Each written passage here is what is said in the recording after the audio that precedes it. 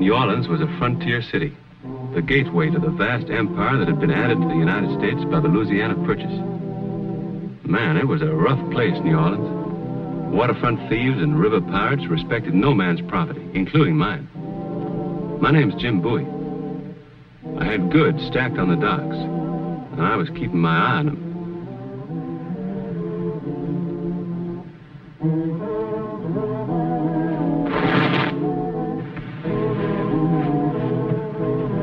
Hey! Let me go. I will not go with you. You pushed those sacks on me. And if I had a sword, I would run you through. Well, you would you? I got a good notion to give you a licking. You would not dare. Wouldn't I? Boy your age running around trying to kill people? Ah, there's the little angel. We've been chasing him all over the blooming waterfront. Oh. Many thanks to you, kind sir. You better hold him tight. He's a dangerous character. Monsieur, please, do not let them take me. They wish me harm. Shut up. Wait a minute. What do you mean by that? Harm? Is it harm to take the little runaway one to his worried parents? They tell a lie, Monsieur. Ah, little cat. Hold it. Now, let's get this straight. What? You stay out of this.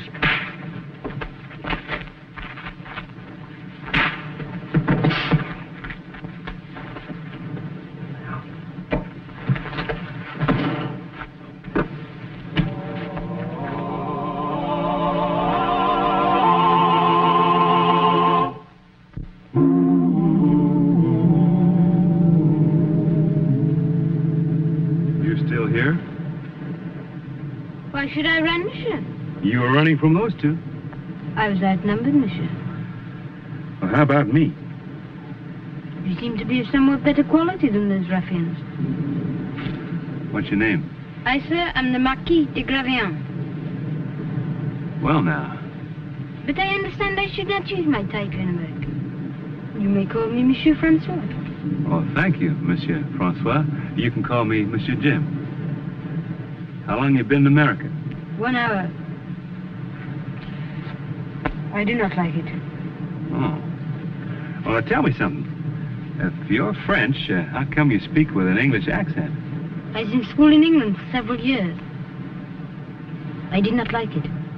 You didn't, huh? Where are your parents? I'm alone. I was told I was met by my aunt. Those two fellows said she'd sent them. But they did not deceive me. My aunt would never send such men to greet me. Who's your aunt? Mademoiselle Marie de Gravion. You'll be good enough to escort me to her. Oh, I will I?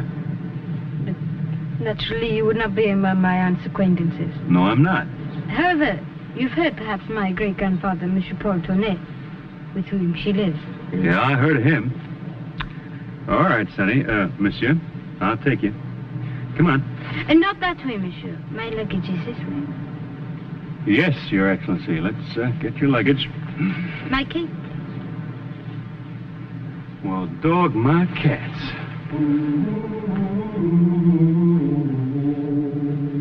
I'll see that my great-grandfather gives you suitable reward. Yes, sir.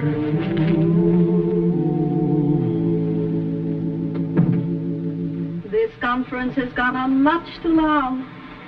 You must get your sleep, grandfather. Sleep? I shall sleep soon enough. Marie, I have reached a decision. I was just telling Edouard. I want you to marry, that I can die content. Oh, you must not speak of death, grandfather. Death has taken your brother and his family. It will take me. You will set the date for the marriage at once. We will speak of it tomorrow, grandfather. We will speak of it today. Marie, you are now the sole heir to both the de Gravion estate and to my company, which is in Edouard's capable hands. There is no reason for delay. Very well, grandfather. We will make the arrangements.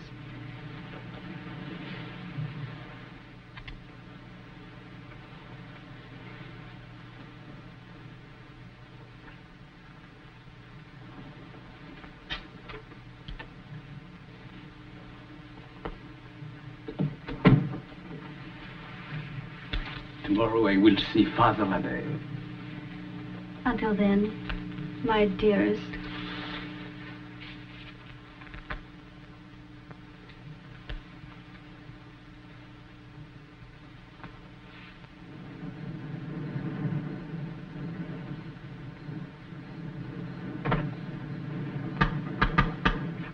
Hi, Monsieur. Yes? Hi. This boy has just arrived from France. I believe he belongs here. Here? He says he's the Marquis de Gravion. Mr. Paul Tournay is a great-grandfather. You seem to be the victim of a little joke, sir. I bid you good evening. I am the Marquis de Gravion. And I, young sir, am the Duc d'Orléans. I again bid you good evening. Good evening. You have made a stupid mistake. Huh? This is obviously not the home of Paul Tournay. This is the Tournay home, and the only mistake I've made is getting mixed up with you in the first place. I also regret it. And what are your plans now? I suppose this town has a hotel of some sort, no? I will go there.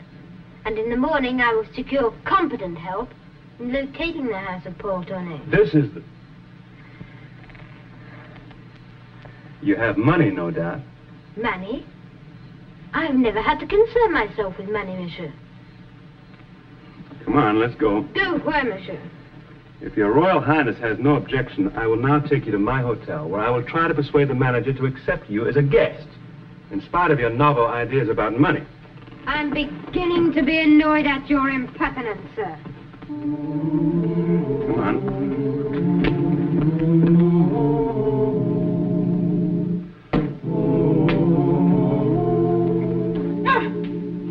What's the matter now? At home, the servants use towels like this to polish the furniture. Now, listen, young fellow, this is one of the best hotels in New Orleans.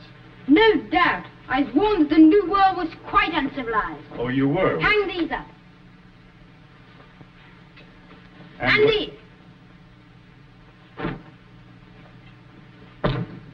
And were you also warned the New World does not take kindly to impostors? No, monsieur. It was not expected that I would encounter persons of that description. I might have been referring to you. No one has ever thought me a liar before in my whole life. It is a new experience. I do not like it.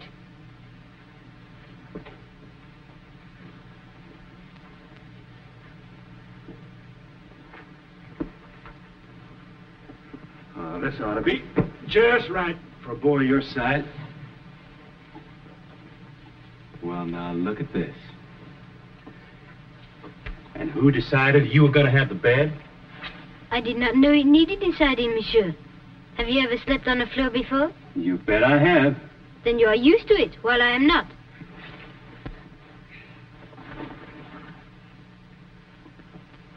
Wait a minute, what's this? It was my father's. Can I have a look at it?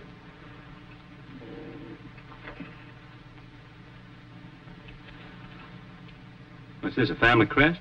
Yes, the de Gravion coat of arms. And this is a motto. Et toi, le ciel t'aidera. Huh. Help yourself and heaven will help you. Well, you've done that all right. You helped yourself to my time, my patience, and now my bed. I have told you, monsieur, that you would be rewarded. You know, you just might be who you say you are. No one could have your gall and not be. How did it happen you traveled to America alone? Where are your parents? Dead, monsieur. They gave their lives in the struggle. What struggle? For liberty, sir. Liberty in France? I thought that was all over. I thought the Bourbons had turned the tables on Napoleon and got their throne back. Frenchmen will never stop fighting for liberty. The Marquis de Lafayette still leads the struggle. Lafayette? He was a friend of my father's. He made all the arrangements and wrote my great-grandfather that he was sending me here. Oh. Well, you better go to sleep now. We'll get all this straightened out in the morning. Good. No doubt in the daylight you'll be able to find the right house. Now, look, I told you.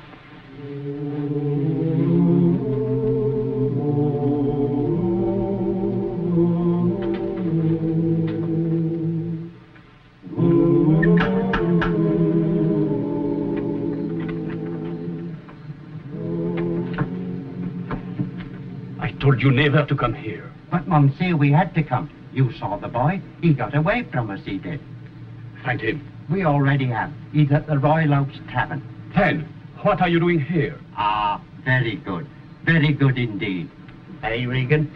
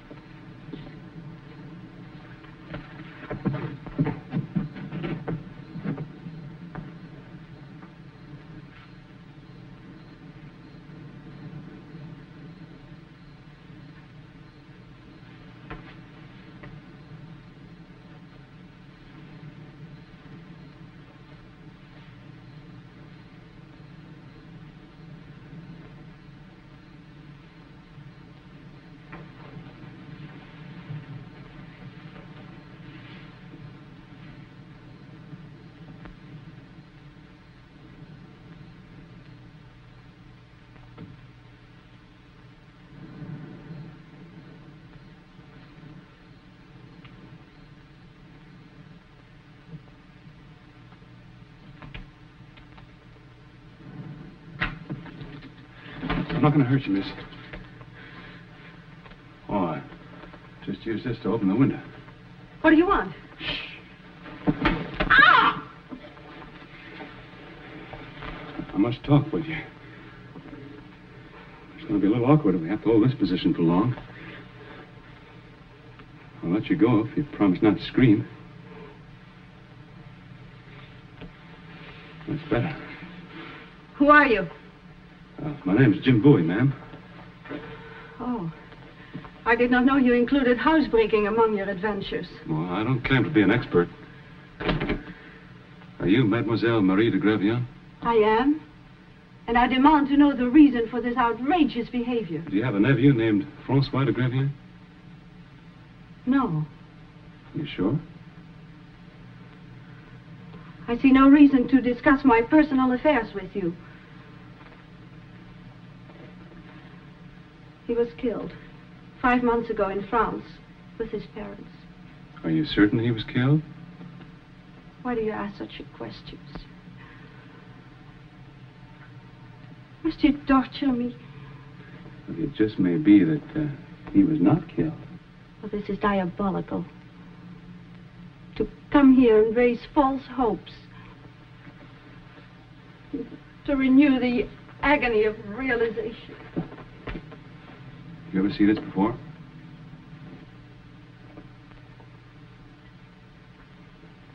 Where did you get this? From your nephew, Francois. He's asleep in my hotel room right now.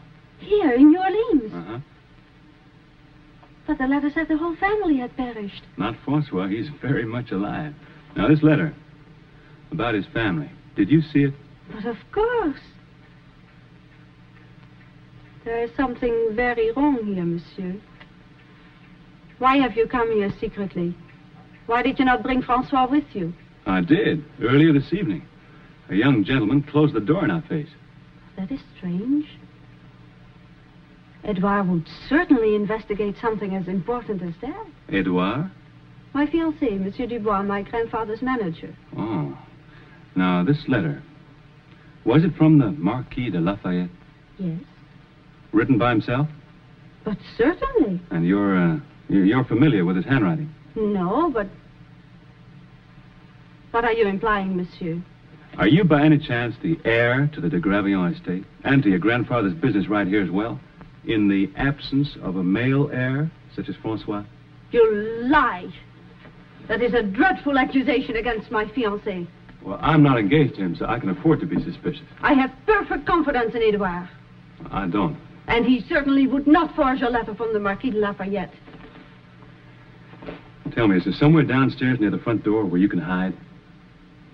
Hide? I'm going to bring Francois back here first thing in the morning, 8 o'clock. Why should I hide? You might be a little surprised to hear what your fiancé said. I'll do no such thing. Don't you want to be sure? I am sure. Well, he's your fiancé. Anyway, we'll be here. 8 sharp.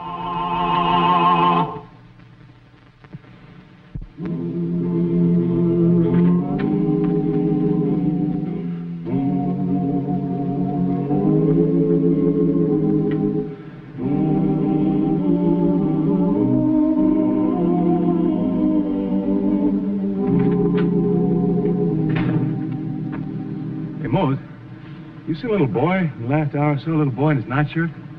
Yes, Mr. Boy, just a few minutes ago. Which way did he go? Why, he didn't go nowhere. He was took. Well, which way, man? They had this boy, and he was kicking and carrying on something furious. Mose, I swear, if you don't tell me which way in the very next second... He didn't go nowhere, Mr. Boy. I took him in my hack down to the waterfront. All right, Mose, drive as fast as you can. Where, Mr. Boy? The waterfront, man, the waterfront. Oh, yeah.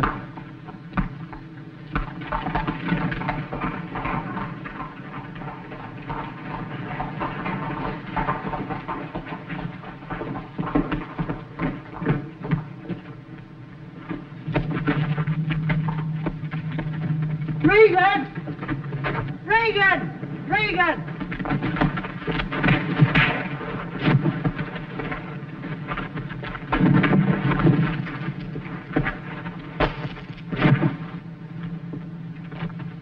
Did you see what I did, Monsieur, with the chain? I sure did. You're learning fast. They were going to wrap it around me, but I wrapped it around him. That is, how do you say? The turning of the table, no? That's right. You know something? You came mighty close to being catfish bait. I know, and I will thank the good Lord for my deliverance in my prayers tonight. You do that. Come on, help me tie up these two. We'll leave them here for the dock workers to find in the morning.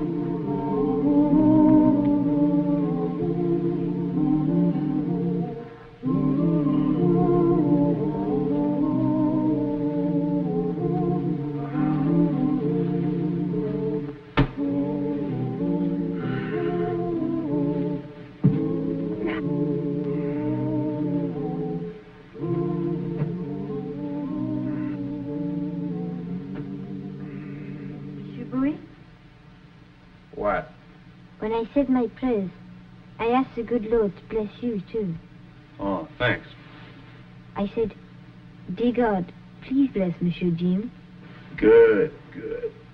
You do not mind if I call you Jim? Call me anything you like. Thank you. You're welcome.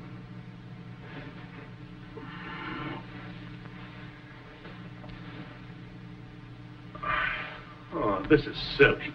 Move over. Why, Monsieur? You don't have to have the whole bed yourself, do you? We can share it, can't we? I've never shared a bed in my whole life. Well, it's time you started. Move over. I've never shared a room. Except, of course, with Hector. And who's Hector? My dog.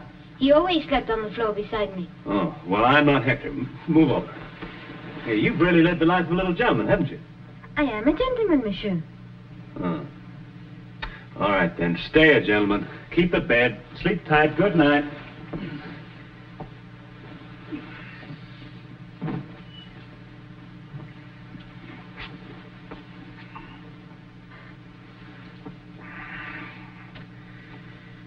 Monsieur Jim, What now?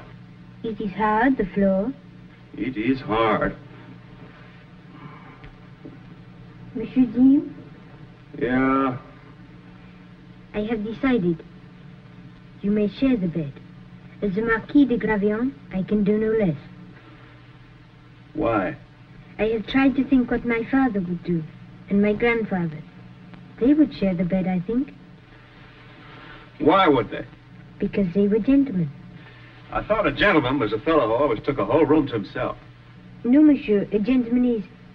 It means... Do you know noblesse oblige? What it means? Oh, what does it mean to you, Francois?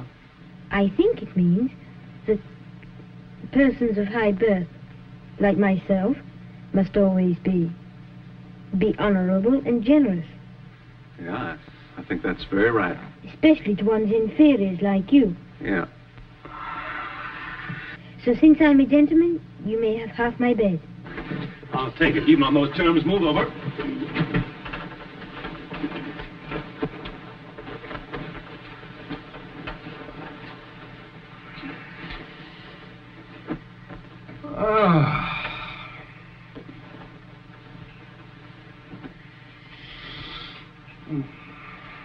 It is very strange. You did not have to fight for me, but it is twice now that you have saved my life. Well, I'll call it even if you just go to sleep. Good night, Monsieur. Good night, Francois.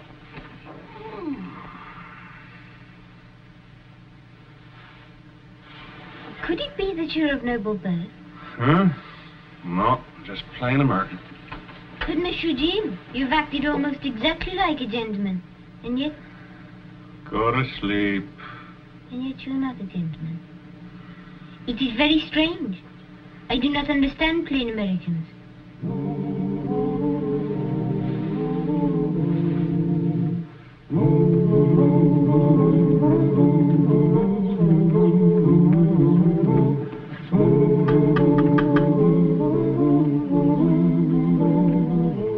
Good morning. You again? Just a minute. This time, the boy and I are going to see Mr. Tournay. Stand here.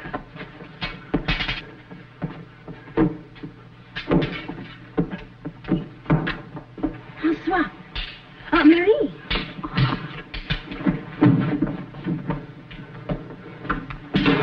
Never fear, Aunt Marie. Monsieur Jim will beat him.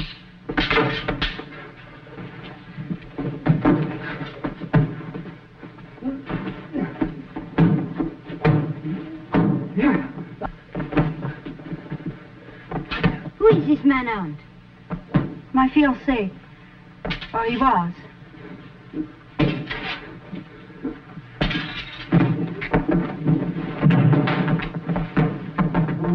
You see?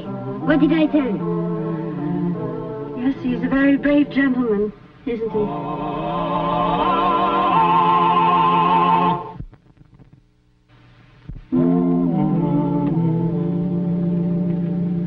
What should we do with him?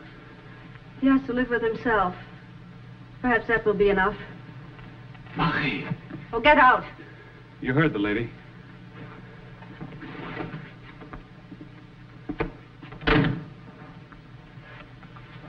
Oh, Aunt Marie, may I present my friend, Monsieur Jim Bowie, Mademoiselle de Gravian. I know Mr. Bowie, Francois, and I'm very grateful to him. You must come and visit Francois, often. I'd like that, mademoiselle. Monsieur Bowie, I think I understand now about the gentleman. Yeah? In France, it is how one is born. Here, it is how one acts. Any plain American can be a gentleman. That is it, monsieur? No? Any good American? Then I shall try to be a good, plain American. You're pretty close right now. And now I think we should go upstairs. Your great-grandfather will be very glad to meet you. And you too, Mr. Bowie.